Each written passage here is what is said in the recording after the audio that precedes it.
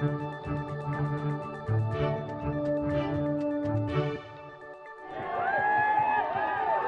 victory for President Obama as the Supreme Court allows the healthcare law to largely stand.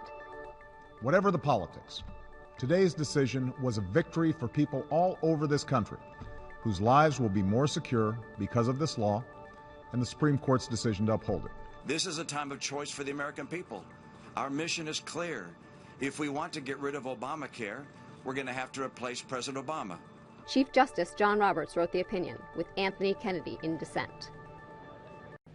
I'm Megan Lieberman from the New York Times, and I'm joined now by David Leonhardt, our Washington bureau chief. So, David. Good afternoon, Megan. Hi, David. So, David, the Chief Justice wrote the opinion basically upholding the president's health care law. So, basically, boil down for me what the court said first on the individual mandate.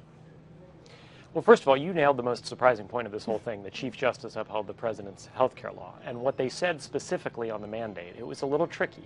They essentially said Congress did not have the authority to mandate that all Americans have health insurance, but that didn't matter because Congress does have the authority to tax or penalize people who don't have health care insurance. And so the effect of that is essentially the same.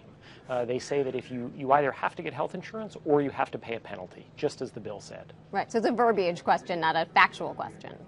That's right. How about the expansion of Medicaid, which the law also required? There was some qualification of what was okay there, right?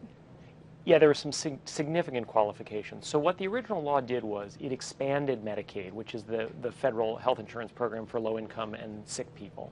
And it said we're going to expand Medicaid to the states, and states who administer the program, you must expand it, as we're telling you, and we'll give you some more money to pay for the expansion.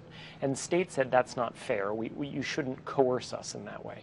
And the Supreme Court, to some extent, sided with the states there, and they said that is in fact the case. And so states now, if they would prefer, they have sort of two choices here. They can expand it and get the extra money, or they can have it the way it used to be.